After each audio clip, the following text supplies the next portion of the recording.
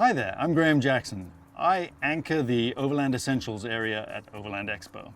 And in another life, I'm also an environmental chemist who specializes in water. And today we're going to be talking about water systems for overland vehicles.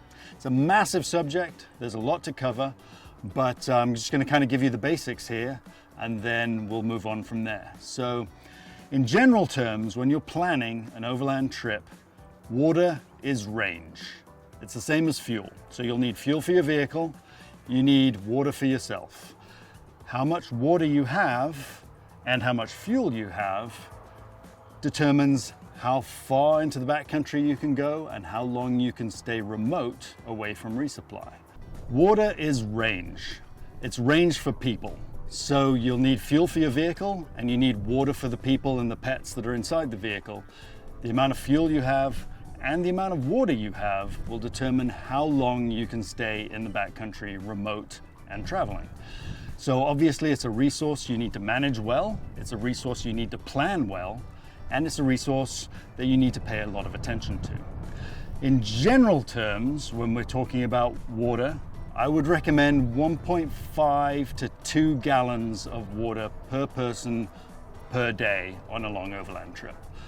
In climates that are really hot, where you need to drink more, obviously you'll need a little bit more water. In climates that are colder, you probably won't be drinking as much, but always stay on top of that, because even when it's cold and you don't really want to drink, or you don't feel the need to drink, you still are exhaling water every time you let a breath out, and you are consuming water in your bodies. So you've always got to have enough water for the range of the vehicle. Pets, as I mentioned just now, a lot of people travel with pets these days, and always in overland trips. Pets do take a lot of water, especially dogs. If they're running around, especially if they've been cooped up in a car all day, they're going to go off speeding around the bush and it's warm. They're going to need a lot of water. So definitely take more than you would expect, just for that reason if you've got pets with you. Now that 1.5 to 2 gallons per person per day covers drinking, covers cooking, and also covers some personal hygiene.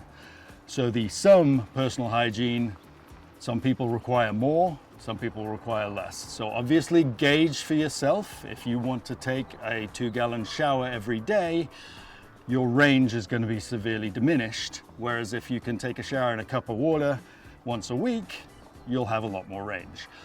Now the people with you might not like that so much, but you know, give and take. So that's what that is. So always manage your water well. One big thing to do there is to always know how much water you have left and how much you are actually consuming. So when you're talking about taking water in a vehicle on a trip, there are several ways to do it. You can use cans or bladders, so jerry cans or bladders of water, portable things that you can just load into the vehicle, take out when you need to, empty them as you need to. They're very convenient. They're easy to measure, but they do require strapping down, lashing down, because a jerry can full of water is a very heavy thing, and if there's an accident, you don't want it flying around. So they've got to be lashed down. The other option, and you can see one on this vehicle here, is to have a tank or tanks actually mounted to the vehicle. The advantage of that is that the weight is always in the same place. The water is pretty easy to dispense, because usually you've got a tap or some system with a pump or something like that to get it out. But it's a lot harder to measure how much water you're using, how much water you have left. So always, before you go, have some system, either a dipstick into a jerry can or something like that that's calibrated so you know how much water's left, or some way to measure water use out of a tank like this. You can do it just by use, so you can just, you know, every time you take out a water, take out a liter of water, fill an Algene and use that. That will give you a very good indication of how much water you're taking out of your system. Or you can get calibrated gauges and things like that that you can mount in there too. But it's very important to know how much water you're using, because again, you don't want to be out in the middle of nowhere, run out of water, and then have to get all the way back. You know, that can be a life-threatening situation, and it has actually been life-destroying for people in certain situations. You might have heard of people traveling in Death Valley who've run out of water. There was a couple in Australia who ran out of water after they got stuck. So it can turn a fun overland trip into a very, very dangerous situation very quickly. So be very careful with your water. If we're going to talk about water conservation, there are lots of different ways you can do that.